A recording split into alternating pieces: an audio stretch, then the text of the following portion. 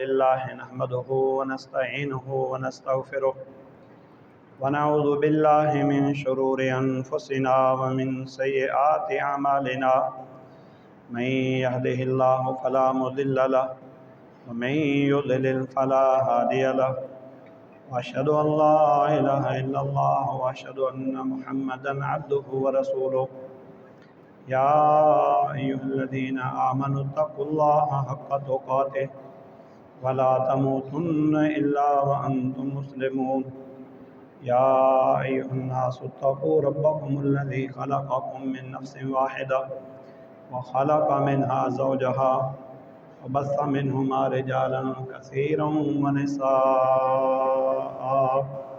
واتقوا الله الذي تساءلون به والأرحام إن الله كان عليكم رقيبا يا أيها الذين آمنوا اتقوا الله وقولوا قولا سديدا يصلح لكم أعمالكم ويغفر لكم ذنوبكم ومن يطع الله ورسوله فقد فاز فوزا عظيما أما بعد فإن خير الحديث كتاب الله وخير الهدي هدي محمد صلى الله عليه وسلم وشر الأمور محدثاتها وكل محدثة بدعة وكل بدعة ضلالة وكل ضلالة في النار أعوذ بالله السميع العليم من الشيطان الرجيم من همزه ونفخه ونفثه بسم الله الرحمن الرحيم واتقوا فتنة لا تصيبن الذين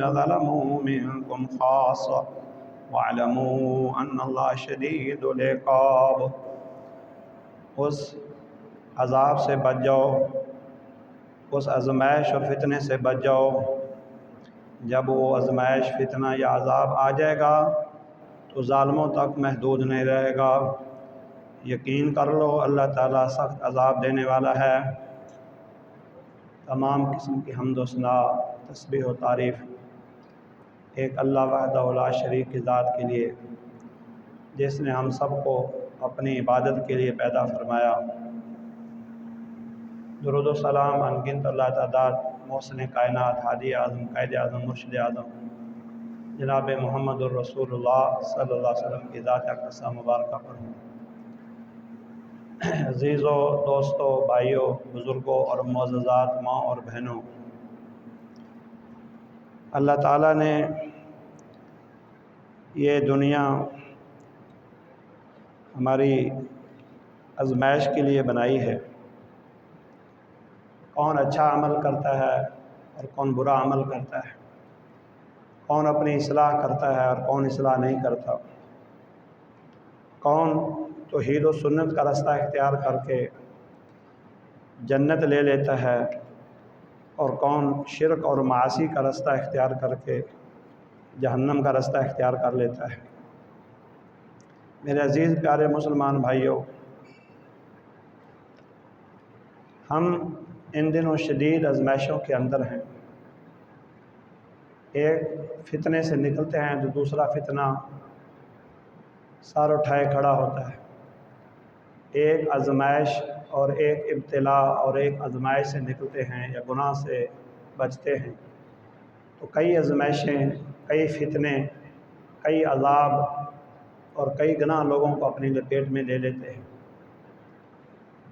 حالیہ دنوں میں پاکستان کے اندر خاص کر اور پوری دنیا کے اندر بالعموم جو بارشوں نے تباہی مچائی اور اس کے نتیجے میں جو سیلاب اور فلڈ آیا، اس کے جو نقصانات ہیں وہ غیر محدود ہیں۔ وہ اللہ تعالیٰ کی طرف سے ایک عذاب کی شکل اختیار کر چکے ہیں۔ صحیح اور سچی بات یہ ہے کہ اللہ تعالیٰ کی طرف سے ایک عذاب ہی ہے۔ بعض لوگ گورنمنٹ کی نااہلی قرار دے رہے ہیں، کئی ادارے کہتے ہیں ڈیم نہیں ہے اس وجہ سے یہ مشکل پیش آئی ہے۔ گورنمنٹ اپنے عہدے اور منصب کے اعتبار سے اللہ کے ہاں اس سے باز پرس ہوگی، ان کو ان کی ذمہ داری کے بارے میں پوچھا جائے گا۔ اور جو وہ کوتاہی کر رہے ہیں اس کے بارے میں ان سے مواخذہ اور حساب ہوگا۔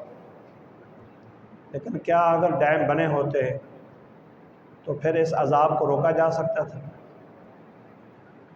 بالفرض پانی کا عذاب نہ آتا، زلزلہ آ جاتا جیسے 2005 میں آیا تھا، تو اس کو کون روک سکتا ہے؟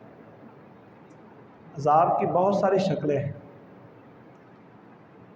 محض ڈیم عذاب سے نہیں بچا سکتے جب تک اللہ تعالیٰ کا فضل اور اللہ تعالیٰ کا انعام نہ ہو۔ یہ اسباب ہیں، اسباب کو اختیار کرنا توحید ہے۔ بچنے کے لیے اپنی جد و جہد، اپنی کوشش، اپنی کاوش، اپنے وسائل اور اپنے سورسز کو بروئے کار لانا چاہیے، لیکن اسباب اور وسائل پر اعتماد کرنا شرک ہے۔ سچی اور حقیقت بات یہ ہے کہ یہ ہمارے ان اعمال کا رزلٹ ہے جن سے اللہ تعالیٰ ناراض ہے۔ یہ ہمارے گناہوں کے اثرات اور نتائج ہیں۔ صحیح بات یہ ہے کہ اللہ ہم سے روٹھا ہوا ہے، ناراض ہے۔ اللہ تعالیٰ اپنے بندوں سے اگر ناراض نہ ہوتا تو یہ کیفیت، یہ صورتحال پیدا نہ ہوتی۔ اللہ تعالیٰ نے سورۃ انفال کی آیت نمبر 25 میں فرمایا ہے، اس آزمائش، عذاب اور فتنے سے بچ جاؤ۔ جب وہ فتنہ اور آزمائش اور عذاب آئے گا تو پھر محض ظالموں تک محدود نہیں رہے گا جن کی وجہ سے عذاب آیا ہے، ان لوگوں تک محدود نہیں رہے گا جن کی وجہ سے عذاب یا آزمائش یا فتنہ شروع ہوا ہے، بلکہ یہ ہر عام و خاص کو اپنی لپیٹ میں لے لے گا۔ بے شک مجرم لوگوں کے ساتھ بے گناہ بھی مارے گئے ہیں، ظالموں اور فاسقوں اور فاجروں کے ساتھ جن کا کوئی گناہ نہیں تھا وہ بھی پس گئے ہیں۔ اس بارے میں بھی شریعت کے اصول و ضوابط ہیں، لیکن صحیح بات یہ ہے کہ یہ رزلٹ اور نتیجہ ہے ان اعمال کا جو ہم پیش کر رہے ہیں۔ عذاب کیوں آتے ہیں؟ زلزلے، سیلاب، ایکسیڈنٹ اور اس طرح زمین کے اندر دھنس جانا، جیسے پہلی سابقہ قوموں کے اوپر عذاب آئے، پتھروں کے عذاب آئے، طوفان اور آندھیوں کے عذاب آئے، پانی کے اندر، سمندروں کے اندر ان کو غرق کر دیا گیا۔ یہ سارے گناہوں کے رزلٹ، اعمال کے شامت اور ہمارے ہاتھوں کی کمائی ہے۔ میں چند ایک اسباب ذکر کروں گا جن کی وجہ سے امت اسلامیہ آج شدید کربناک حالات سے دوچار ہے اور شدید ٹینشن کے اندر ہے۔ اگر ہم ان اسباب پر غور و فکر کریں تو انشاءاللہ مستقبل میں ہم خود اور اہل و عیال اور ہماری آئندہ آنے والی نسلیں وہ اللہ کی پکڑ اور اللہ کے عذاب سے بچ سکتی ہیں۔ سر دست جس چیز کو میں بیان کرنا چاہتا ہوں وہ قرآن مجید سے متعین چیزیں ہیں۔ نمبر 1، اللہ کی شریعت، اللہ کی وحی، اللہ کا قانون،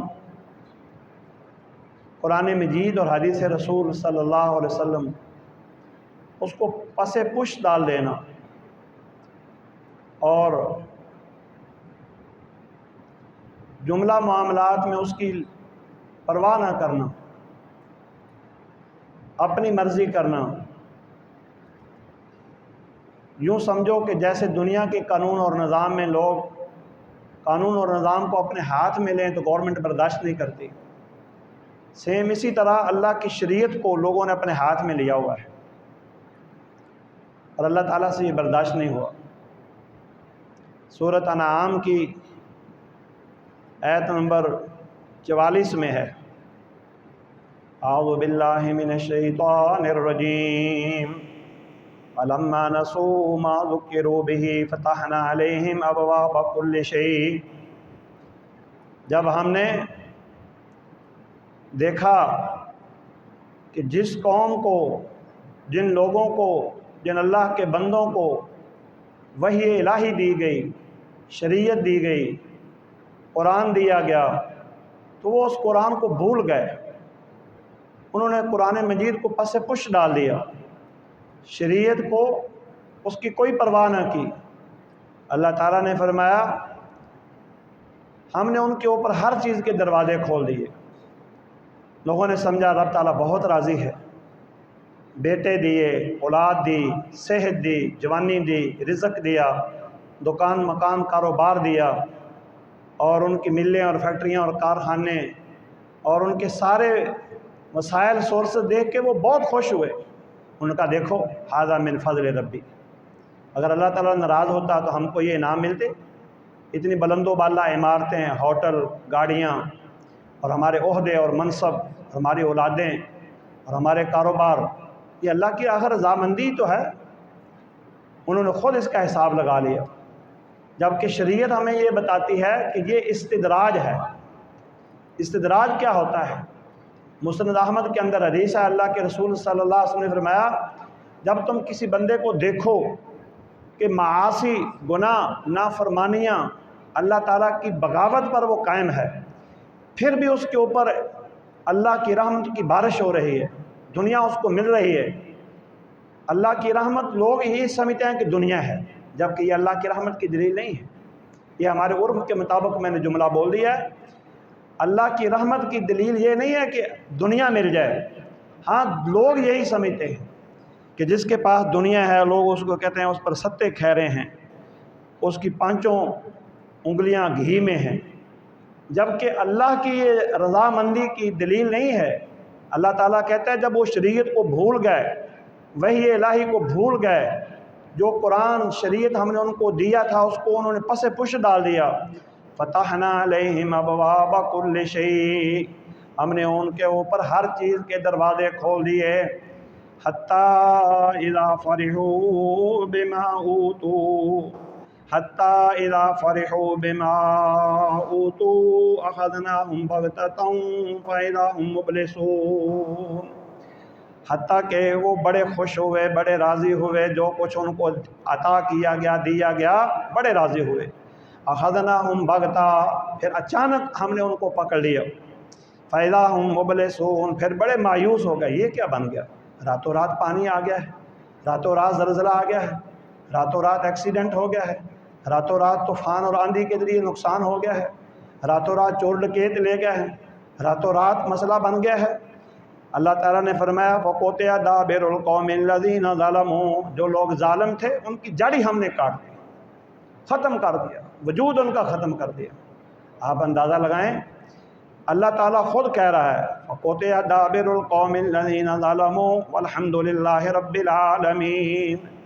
اللہ کی تعریفیں، عذاب آیا، بستیوں کی بستیاں نیست و نابود، ملیا میٹ، تہس نہس ختم ہو گئی۔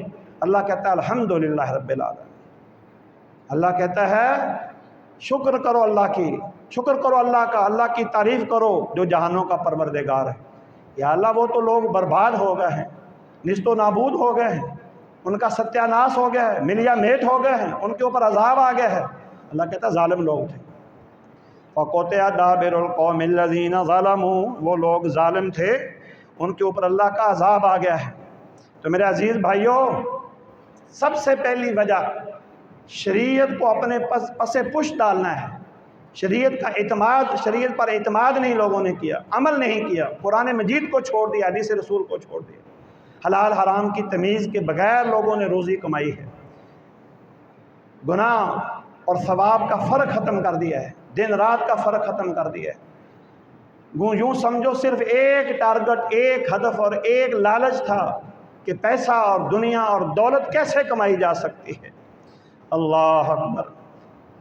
ہم سمجھتے ہیں جس کے پاس دنیا بہت زیادہ ہے وہ بڑا خوش و خرم ہے اور اللہ اس پر بہت راضی ہے، جبکہ بخاری شریف کے اندر حدیث آتی ہے، اللہ کے رسول صلی اللہ علیہ وسلم نے ایک موقع پر فرمایا فواللہ ما الفقر اخشى علیکم، لوگو اللہ کی قسم مجھے تمہارے اوپر فقیری کا ڈر نہیں ہے کہ تم میرے بعد مفلوق الحال ہو جاؤ گے، تمہاری دنیا کمزور ہو جائے گی، مجھے اس کا ڈر نہیں ہے، ولیکن اخشى ان تبسط علیکم الدنیا کما بسطت علی من کان قبلکم، مجھے اندیشہ یہ ہے کہ تمہارے اوپر دنیا کی بہار آئے گی، تم دنیا بہت کماؤ گے، تمہارے کاروبار بہت تیز ہو جائیں گے، تمہارے پلازے، دکانیں، کاروبار، عہدے، منصب، زراعت، فیکٹریاں، ملیں، کارخانے بہت چلیں گی، لیکن جیسے پہلے لوگوں کے اوپر جب دنیا کی بہتات ہوئی، مال کی بہتات ہوئی، کثرت ہوئی، فتنافسوها، پھر وہ مقابلے بازی پہ اتر آئے، پھر وہ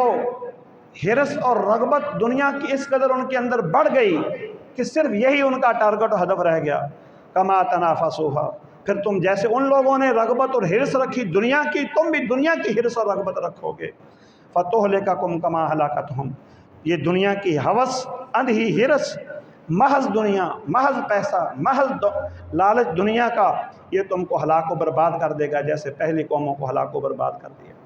تو میرے عزیز پیارے بھائیوں، یہ ایک سبب ہے جس کی وجہ سے عذاب آیا ہے، وہ کیا ہے؟ اللہ کی شریعت کو پس پش ڈال دینا۔ جب بھی بات کرو اپنے مقصد اور اپنے مفاد کی بات کرو، جب بھی کوئی بات کرو تو صرف دنیا کی بات کرو۔ میرے عزیز پیارے بھائیوں، جب یہ سوچ اور یہ فکر پیدا ہو جائے تو پھر تباہی اور بربادی اسی طرح ہی آتی ہے۔ دوسرا سبب جس کی وجہ سے آج ہم عذاب کا شکار ہیں اور پورا ملک عذاب کی لپیٹ میں ہے، جو مر گئے ہیں ان کا معاملہ رب کے ساتھ ہے، جو زندہ ہیں وہ ان سے زیادہ سخت آزمائش کے اندر ہیں اور موت کی کشمکش میں ہیں اور اضطراب اور قلق کے اندر ہیں۔ وجہ یہ ہے کہ ہم ناشکرے لوگ ہیں، ہمارے پاس بڑی نعمتیں تھیں، بڑا مال تھا، بڑی صحت عافیت تھی، تندرستی تھی، لیکن ہم نے نعمتوں کی نہ قدری کی ہے۔ کفران نعمت کا معنی ہے ناشکری کرنا۔ ناشکری کرنا یہ بہت بڑا سبب ہے اللہ کی نعمتوں کے زوال کے لیے، اللہ کے عذاب کو کھینچ کے لے آتا ہے، اپنی ہلاکت اور موت اور تباہی کے لیے ناشکری بہت بڑا مرکزی ایک وسیلہ، ذریعہ اور سبب ہے۔ قرآن مجید کے اندر اس کا بیان ہے۔ سورۃ النحل کے اندر اللہ تعالیٰ نے فرمایا وَضَرَبَ اللَّهُ مَثَلًا قَرْيَةً كَانَتْ آمِنَةً مُطْمَئِنَّةً يَأْتِيهَا رِزْقُهَا رَغَدًا مِّن كُلِّ مَكَانٍ، ایک بستی کا، ایک علاقے کا، ایک جگہ کا، یوں سمجھو پاکستان کا، چاہے دنیا کے اندر جہاں بھی عذاب آئے گا اسی کو مثال بنایا جائے گا۔ اس بستی کے اندر امن تھا، اطمینان تھا، لوگ رزق آ رہا تھا، کھا رہے تھے، کاروبار چل رہے تھے، لیبر مزدوری ہو رہی تھی، صبح شام کماتے تھے، کھاتے تھے، چولہے جلتے تھے، گھر میں عیش بہار لگی ہوئی تھی، لیکن فَكَفَرَتْ بِأَنْعُمِ اللَّهِ، اللہ کی نعمتوں کی ناشکری کی، فَأَذَاقَهَا اللَّهُ لِبَاسَ الْجُوعِ وَالْخَوْفِ، اللہ تعالیٰ نے بھوک اور خوف کا لباس ان کو پہنا دیا۔ بھوک اور خوف کا لباس، جی بھوکے لوگ مر رہے ہیں، ان کے لیے راشن پانی اکٹھا کیا جا رہا ہے، وہ پانی کی بوند بوند کو ترس گئے ہیں، حالانکہ پانی کے اندر بیٹھے ہیں، پینے کا صاف پانی نہیں۔ پانی ان کے پانی کرتے تھے پہلے خشک قحط سالی کا، پانی کے نہ ہونے کا، آسمان سے بوند بوند کو ترس رہے تھے، ایک ایک قطرے کو ترس رہے تھے۔ پہلے پانی نہ ہونے کا عذاب تھا، اس وجہ سے جانور مر رہے تھے۔ اب پانی اتنا آگے ہے کہ وہ پانی پینے کے قابل نہیں ہے اور پانی کے اندر بیٹھے پانی کو مر رہے ہیں۔ اللہ تعالیٰ نے فرمایا فَأَذَاقَهَا اللَّهُ لِبَاسَ الْجُوعِ وَالْخَوْفِ بِمَا كَانُوا يَصْنَعُونَ، اس وجہ سے جو ان کے کرتوت تھے، جو ان کے اعمال تھے۔ اللہ ظلم نہیں کرتا کسی کے اوپر، اللہ تعالیٰ عدل و انصاف والا ہے۔ حدیث کے اندر موجود ہے، نبی صلی اللہ علیہ وسلم نے فرمایا یقول اللہ تبارک و تعالی ان اللہ حرم ظلم علی نفسہ وجعلہ بینکم محرما فلا تظالموا، اللہ تعالیٰ کہتا ہے لوگوں میں نے ظلم کو اپنی ذات کے اوپر حرام کر دیا ہے اور تمہارے درمیان بھی حرام قرار دیتا ہوں، آپس میں ایک دوسرے پر ظلم نہ کرو۔ نعمتیں ملی تھیں، सूखी रोटी बंदा खा के भी अल्लाह का शुक्रिया अदा कर सकता है, नमक मर्च के साथ खा के भी अल्लाह का शुक्रिया अदा कर सकता है। लेकिन ना फजर की नमाज, ना इशा की नमाज, सिर्फ खाना पीना, सिर्फ दुनिया, सिर्फ सिगरेट नोशी, दाढ़ी मूंडना, गिबतें चुगलियाँ और सारा दिन नेट के ऊपर बदमाशी और आयाशी, ये काम रह गया था। अल्लाह ताला ने फ़ौरन पकड़ लिया है। ये छोटे गुनाह नहीं है, ये बहुत बड़े कबीरा गुनाह है। आप अल्लाह को अगर राज़ी करना चाहते हैं और अल्लाह की हिफाजत और पनाह में आना चाहते हैं, फ़जर की नमाज बाजमात करें। नबी सल्लल्लाहु अलैहि वसल्लम ने फरमाया, मन सल्लल फ़जर फ़हुव फ़ी ज़िम्मतिल्लाह, जो फ़जर की नमाज बाजमात पढ़ ले तो अल्लाह की पनाह में आ जाता है, अल्लाह की हिफाजत में आ जाता है। अगर अज़ाब वाले इलाकों में चले जाओ, बस्तियों की बस्तियाँ, इलाकों के इलाके बेईमान, पक्के बेनमाज बस्तियाँ आबाद थीं, मस्जिदें बर्बाद थीं, खाने पीने सब कुछ मिल रहा था, घरों के अंदर सब ऐश बहार थी। मस्जिद में जाओ तो वीरानी और बर्बादी। लोगों को पूछो नमाज, तुसी दुआ करो, हम बदमाशियों पर लगे रहेंगे, तुम्हें दुआओं पर लगाएंगे। ये वतीरा पकड़ा हुआ है कौम में, तुसी दुआ करो, असी बदमाशियाँ करने। इब्राहीम अलैहिस्सलाम ने जब अपनी बहू को रिपोर्ट ली, अपने बेटे के घर आए, पूछा क्या हाल हवाल है, तो बेटा तो बाहर शिकार करने के लिए गया हुआ था। बहू ने खबर दी कोई हालात नहीं है, महंगे दिहाड़े हैं, भूखे मर रहे हैं, कभी शिकार आता है कभी नहीं आता, बस एक पानी है पेट भरने के लिए। बाबा बड़ा सियाना था, बाबे ने कहा फ़ौरन छुट्टी कराओ इसकी, शुक्री औरत है, इसकी वजह से अज़ाब आ सकता है। इस्माइल अलैहिस्सलाम को उनके नाम एक पैगाम दे गए कि ये चकाट रखने के काबिल नहीं है। क्यों? न शुक्री औरत है। न शुक्री क्या थी? ज़बान की न शुक्री थी। हमारे घरों में ये मसला नहीं है, सारी नेमतें, सारे फ़वाइद, दिन रात रिज़्क़ खा के फिर भी कहती हैं तेरे घर से मैंने सुख नहीं कदे मिले, इत्थों मैंने की टकरिया है। फिर लानत इन औरतों होते जो बेदीन हैं, जिनकी वजह से अज़ाब आता है, जिनकी वजह से अल्लाह नाराज़ होता है, जिनकी वजह से अल्लाह ताला की पकड़ आती है। अल्लाह ताला कहता है कुफरान नेमत, ये बहुत बड़ा सबब है अज़ाब का। कुफरान नेमत का मतलब है अल्लाह ताला की नेमतों की नाशुक्री करना। और फिर तबका अशराफिया, उनकी अयाशियाँ और बदमाशियाँ। तबका अशराफिया का मतलब क्या है? तबका अशराफिया का मतलब है वडेरे लोग। वडेरे लोग स्टैब्लिशमेंट, बैरोक्रेट, जर्नल कर्नल, जज, बड़े बड़े डीसी और बड़े बड़े अफसर, कमिश्नर, किस पर काम पर लगे हुए हैं? रिश्वत, सूदखोरी, बदमाशी, ना हक फैसले, जुल्म और ज़्यादतियाँ, लोगों के हकूक़ पामाल करना, अपनी मर्ज़ी करना, हराम खोरियाँ, घर बैठ के तनख्वाहें लेना, ड्यूटी और ज़िम्मेदारी अदा ना करना, ये आम है हमारे मुल्क में। और रिश्वत की बुनियाद पर सारे काम हो रहे हैं। और चेकिंग करने वाले मुजरम, हराम खोर, पैसे की बुनियाद पर बकाऊ माल, जिनकी वजह से अज़ाब आता है। अल्लाह ताला ने कुरान मजीद में ज़िक्र किया है, सूरत बनी इसराइल के अंदर फरमाया वइज़ा अरदना अन नुहलिका क़रियतन अमरना मुतरफ़ीहा, जब हम किसी बस्ती को फ़ैसला कर लेते हैं इनको ज़िंदा नहीं रहने देना, मार देना है, फिर वो क्या करते हैं?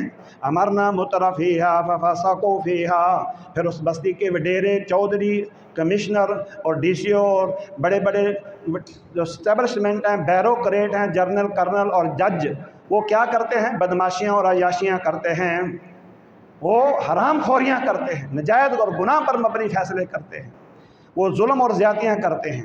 फ़फ़सक़ू फ़ीहा फ़हक़्क़ अलैहल क़ौल फ़दम्मरनाहा तदमीरा।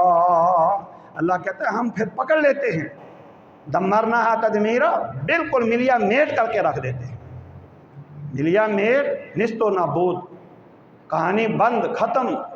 20 साल से 30 साल से इक़्तिदार मिला, कोई काम नहीं किया सिवाय करप्शन और ख़यानत के, सिवाय अंग्रेज़ की एजेंटिंग और टोटिंग करने के, सिवाय चेलापन बनने के, सिर्फ सूद नाफज करने के, दुनिया से भीख मांगने के सिवा, दुनिया से ठूठा पकड़ के पूरी दुनिया की सैर तफरी करके مانگ مانگ کے لانے والے، اللہ کے قانون اور نظام کو چیلنج کرنے والے یہ کام کرتے ہیں۔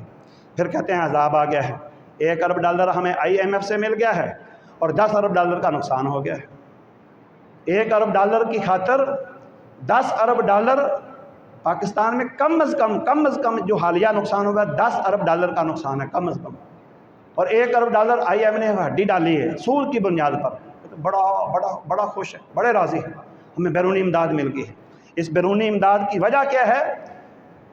بیرونی امداد کی وجہ یہ ہے کہ تم نے سود پر سارا کاروبار چلایا، سود پر نظام چلایا، اللہ کے قانون کو چیلنج کیا، نہ نماز کا نظام جاری کیا، نہ روزے کا نظام جاری کیا، نہ زکوٰۃ کا نظام جاری کیا، نہ اللہ کی حدوں کو نافذ کیا۔ عدالتیں، تھانے، کچہریاں سب تمہاری وجہ سے آج آباد ہیں۔ لوگ دھکے کھا رہے ہیں، کسی کو انصاف نہیں ملتا۔ لوگ تھانے کچہری عدالت میں جانا عذاب سمجھتے ہیں۔ کیوں سمجھتے ہیں؟ ان کو پتہ ہے انصاف نہیں ہے، ان کو پتہ ہے یہاں اس کی چلنی ہے جس کے پاس پیسہ ہے۔ اللہ تعالیٰ نے قرآن مجید کے اندر 2 ٹوک اور صاف لفظوں میں بتا دیا ہے کہ یہ تمہاری عیاشیاں اور بدماشیاں، تمہارے ظلم اور فسق و فجور، ان کی وجہ سے عذاب آ رہا ہے۔ اور خاص کر میرے عزیز پیارے مسلمان بھائیوں، ظلم تو اللہ تعالیٰ کو اس قدر برداشت نہیں ہے کہ شرک جیسا بہت بڑا کبیرہ گناہ، ناقابل معافی جرم، جس کی وجہ سے اللہ بندے مشرک کے سارے نیک اعمال کو برباد کر دیتا ہے اور ہمیشہ کے لیے اس کے اوپر جہنم کو فرض کر دیتا ہے۔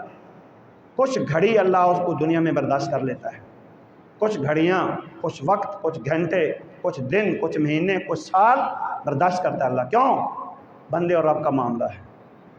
لیکن ظلم جس کا تعلق لوگوں کے ساتھ ہو اس کو اللہ برداشت نہیں کرتا۔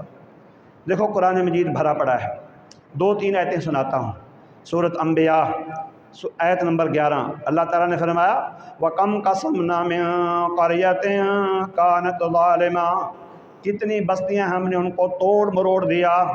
قسمنا کا میں نا ستیہ ناس کر کے رکھ دیا، ان کو نست و نبود اور ملیا میٹ کر کے رکھ دیا، ان کی کمر کی ہڈی توڑ دی۔ وجہ کیا ہے؟ کان ظالمہ، وہ ظالم لوگ تھے، بستیوں کے اہل، بستیوں کے باشندے، بستیوں کے رہنے والے، شہروں کے لوگ، کچہریوں تھانوں کے ذمہ داران، عدالتوں کے اندر کام کرنے والے، وکیل غلط حوالے دیتے تھے، جج غلط فیصلے کرتے تھے۔ وکیل پیسہ لے کے ظلم زیادتی اور گناہ کے کیس لیتے تھے اور جج ظلم زیادتی کے اوپر مبنی فیصلے کرتے تھے۔ اللہ تعالیٰ نے فرمایا وَأَنشَأْنَا بَعْدَهَا قَوْمًا آخَرِينَ، ان کو ہم نے ڈبو کے ہلاک کر دیا، ان کو ایکسیڈنٹ میں مار دیا، ان کے اوپر بجلی گری، ان کو غرق کر دیا اور ان کی جگہ نئے لوگ لے آئے۔ یہ کوئی مشکل مسئلہ ہے اللہ کے لیے؟ فَلَمَّا أَحَسُّوا بَأْسَنَا إِذَا هُمْ مِنْهَا يَرْكُضُونَ، جب اللہ کا عذاب آ گیا تو پھر بھاگے، پھر اپنی نجات کے لیے، اپنے آپ کو بچانے کے لیے شہروں کی طرف دوڑے۔ اللہ تعالیٰ نے فرمایا لا ترقدوا، اب دوڑو نا، وارجعوا الی ما اترفتم فیہ، جہاں رہ کے تم بدماشیاں کرتے تھے، جہاں ظلم فسق و فجور کرتے تھے، جہاں زنا لواطت کرتے تھے، جہاں تم حرام خوریاں چوریاں ڈکیتیاں کرتے تھے، ان بستیوں اور ان اپنے بیٹھکوں اور ان ڈیروں ڈنڈوں کے اندر جہاں تمہارے سامنے لوگ ہاتھ باندھ کے بیٹھے ہوتے تھے، تم سے خیر اور بھیک مانگتے تھے، اور تمہارے پاس صدقہ خیرات کرنے کے لیے ٹائم تو دور کی بات ہے، تم کسی کو ٹائم نہیں دیتے تھے، تم کہتے تھے ہم بیزی ہیں، ہم اپنی میٹنگ میں بیٹھے ہیں۔ اللہ تعالیٰ نے فرمایا وَارْجِعُوا إِلَىٰ مَا أُتْرِفْتُمْ فِيهِ، جاؤ جہاں تم عیش بہار کرتے تھے واپس چلے جاؤ وہاں، وَمَسَاكِنِكُمْ أُتْرِفْتُمْ فِيهِ وَمَسَاكِنِكُمْ، اپنی عیش بہار کی جگہ اور رہائشوں کی جگہ پر واپس جاؤ، لَعَلَّكُمْ تُسْأَلُونَ، تاکہ تم سے سوال کیا جائے کیوں عذاب آیا ہے۔ قالوا یا ویلنا انا کنا ظالمین، پھر اعتراف کرتے ہیں یا اللہ ہم ظالم تھے، ہمیں معافی دے دے، ہم توبہ کرتے ہیں۔ اللہ تعالیٰ کہتا ہے فما زالت تلک دعواہم حتی جعلناہم حصیدا خامدین، پکار کرتے رہے، معافیاں مانگتے رہے، اللہ کہتا ہے ہم نے ان کو توڑ مروڑ کے بجھا کے ختم کر دیا، بس رات گئی بات گئی۔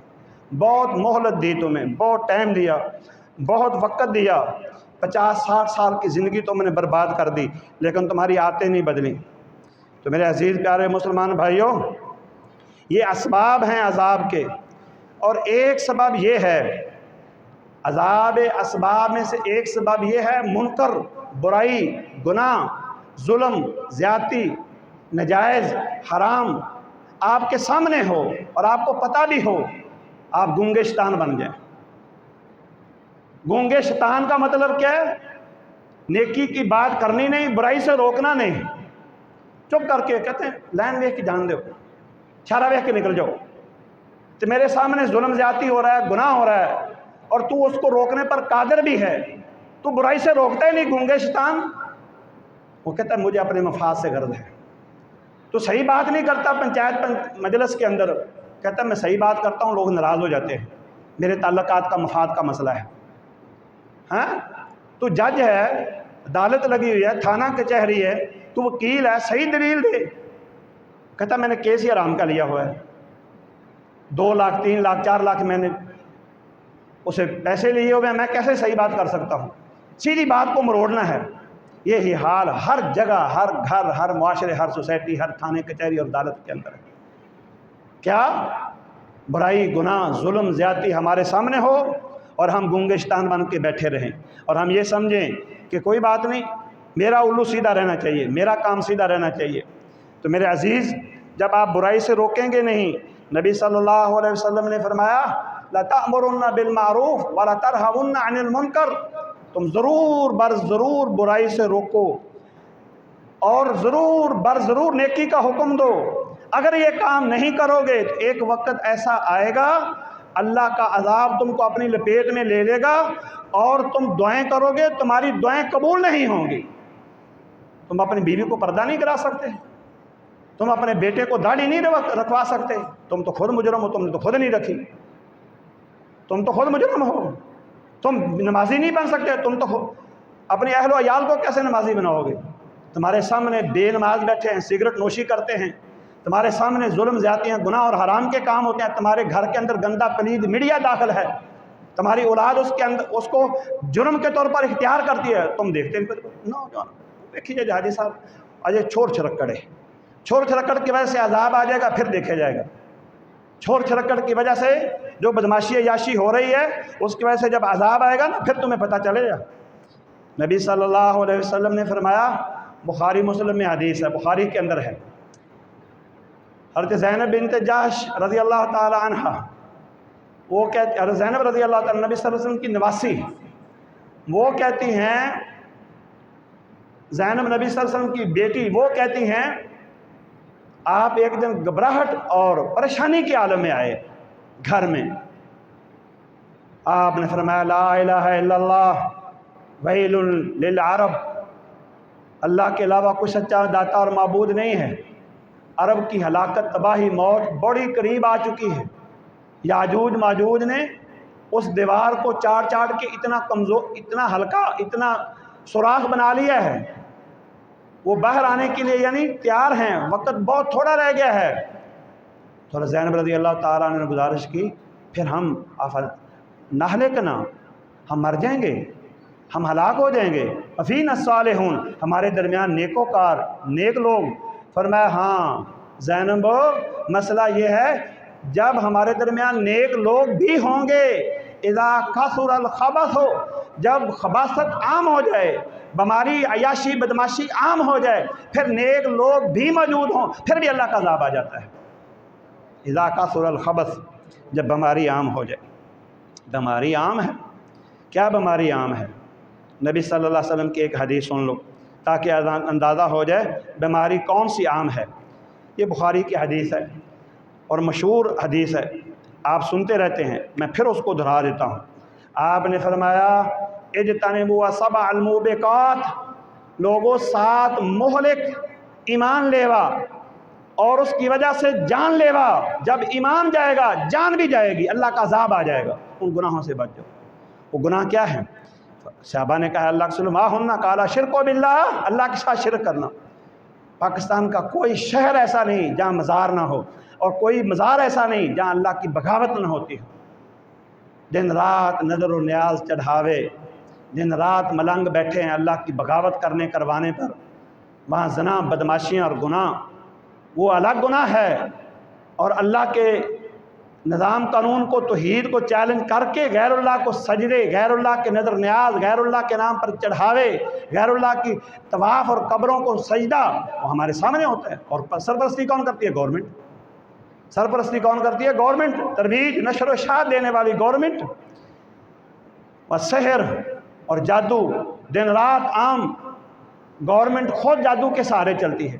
گورنمنٹ کے مرکزی بندے وہ خود پیروں فقیروں کو مارنے والے، ان کے پاس جانے والے، تویز گنڈے کروانے والے ان کے پاس جاتے ہیں۔ وقتل النفس التی حرم اللہ الا بالحق، دن رات قتل و غارت ہے، دن رات خون بہہ رہا ہے، دن رات بدماشیاں ہو رہی ہیں، عدالتیں، تھانے کچہریاں کیوں آباد ہیں؟ اسی جرائم کی وجہ سے۔ کسی کو انصاف نہیں ملنا، دن رات خون بہہ رہا ہے۔ اتنے جرائم ہیں پاکستان میں جتنے ایک رات کے اندر یا ایک دن کے اندر ہوتے ہیں سعودی عرب میں پورے سال میں نہیں ہوتے۔ کیوں؟ وہاں اللہ کا قانون نافذ ہے۔ چلو 100% نہیں تو اللہ کی حدیں اور اللہ کا نظام نافذ ہے۔ عزتیں جاننے لوگوں کی سیف اور محفوظ ہیں۔ اکل الربا، سود اللہ فَإِن لَمْ تَفْعَلُوا فَأْذَنُوا بِحَرْبٍ مِّنَ اللَّهِ وَرَسُولِهِ، اگر سود نہیں چھوڑو گے تو اللہ سے جنگ کرنے کے لیے تیار ہو جاؤ۔ ملک سود کی وجہ سے ڈوب گیا ہے، آپ نے دیکھ لیا ڈوب گیا ہے۔ 1 کروڑ سے زائد آبادی بے گھر، اور سینکڑوں لوگ، ہزاروں تو لوگ مر گئے، ان کے جانور بہہ گئے، ان کی بستیاں ملیا میٹ ہو گئی۔ کس وجہ سے؟ سود کی وجہ سے۔ آپ کہیں گے وہ تو کھاتے نہیں تھے، انہوں نے انکار بھی نہیں کیا۔ انکار کرنے والے تو بہت لوگ ہیں، انگلیوں پر گنے چنے ہیں۔ آپ میں سے پوچھا جائے، آپ نے اکثر انشورنس کرائی ہوگی، کر سب یہ بھی گناہ ہے؟ تو یہی تو سود کا جوہر کا مرکب ہے۔ بینکوں سے کاروبار، بینکوں سے تجارت، بینکوں سے لین دین، بینکوں سے سارے معاملات، یہ تو اللہ نے جس گناہ کو کہا ہو کہ اگر اس سے توبہ نہیں کرو گے تو وہ میرے خلاف اعلانیہ جنگ ہے، بھلا بندہ اللہ کا غلام اللہ سے جنگ کر کے کامیاب ہو سکتا ہے؟ ساری گورنمنٹ سود پر چل رہی ہے، اور سود پر منصوبے بنائے جا رہے ہیں، اور سود پر لوگوں کی تعریف کی جا رہی ہے، سود پر سارا سسٹم اور نظام چلایا جا رہا ہے۔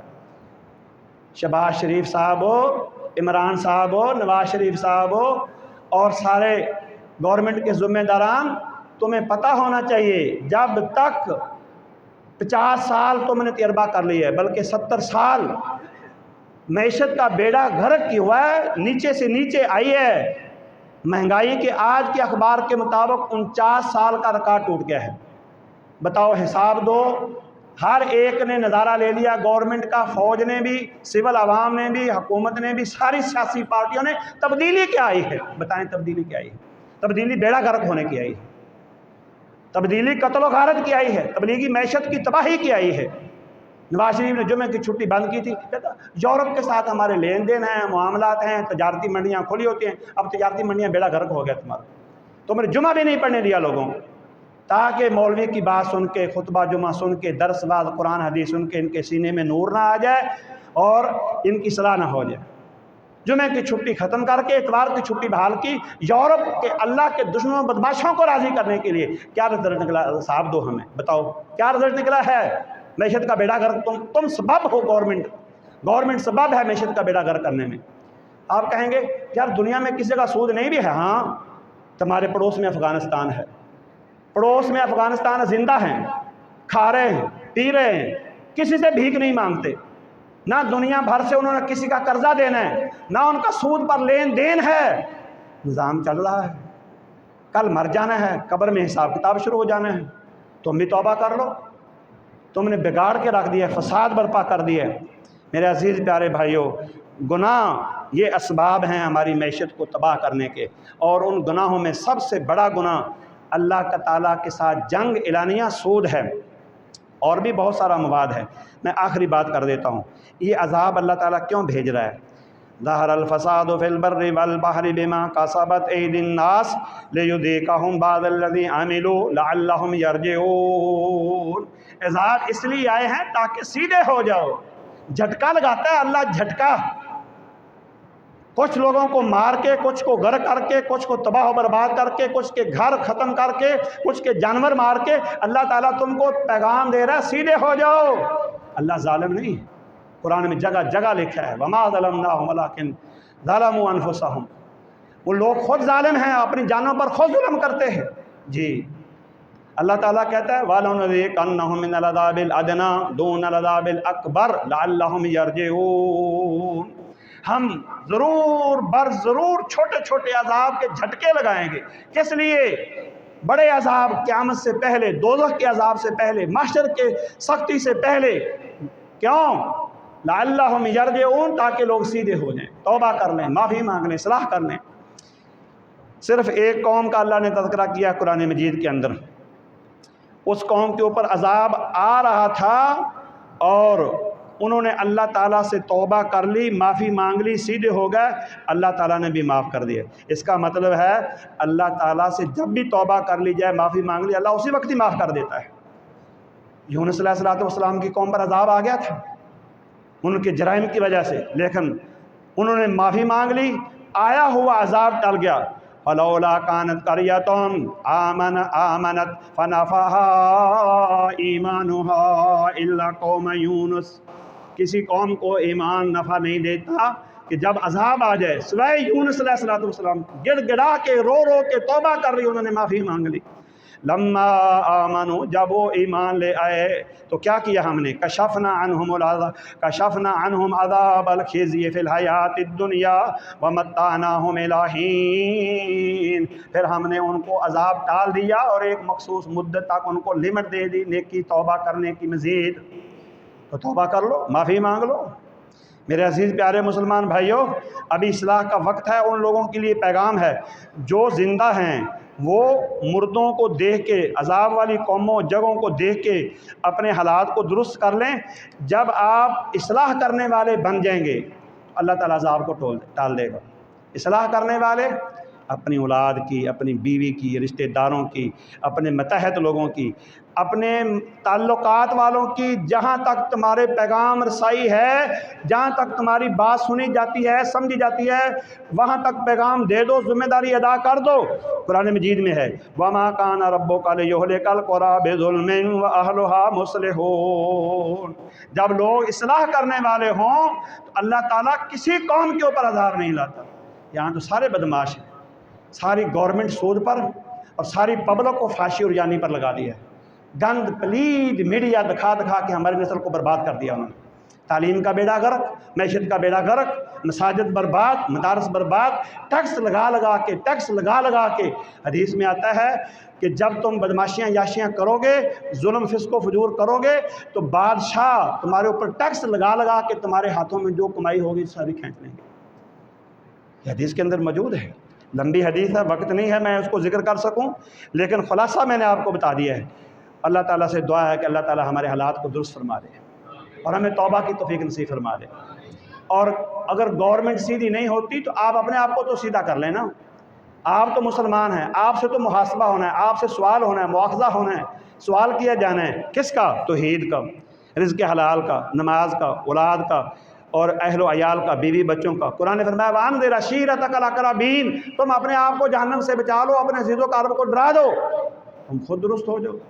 چلو جہاں تک تمہارا بس چلتا ہے، تم اپنی شکلوں کو، اپنے لباس کو، اپنی وضاقتہ کو، اپنے گھر بار کو، اپنی معیشت کو اور اپنے سوشل میڈیا کو پاک صاف درست کر لو اور پکے نمازی بن جاؤ اور شکل و صورت محمدی اختیار کر لو، لباس میں محمدی بن جاؤ، پھر اللہ تعالیٰ کا عذاب ٹل جائے گا۔ تم سود نہیں کھاتے، تم جج نہیں ہو، تم جنرل کرنل نہیں ہو، تم بیوروکریٹ اسٹیبلشمنٹ نہیں ہو، تم بڑے عہدے دار نہیں ہو، تم تو لیبر عام طبقے کے لوگ ہو۔ تمہارے اوپر جو اللہ نے فرض قرار دیا تم اس کو سیدھا کر لو، تم اسی کے بارے میں سوال ہونا۔ جتنا عہدہ، جتنی ذمہ داری، جتنا منصب بڑا ہوگا اتنا سوال ذمہ داری بڑھ جائے گی، اتنا مواخذہ شدید ہوگا، حساب کتاب بڑا ہوگا۔ جس کے پاس چھوٹی ذمہ داری ہو اس کے مطابق سوال ہوگا، جس کے پاس بڑی ذمہ داری اس کے مطابق سوال ہوگا۔ تو اپنی ذمہ داری کا خیال کرو۔ اللہ تعالیٰ عمل کرنے کی توفیق نصیب فرمائے۔ وآخر دعوانا ان الحمد للہ رب العالمین۔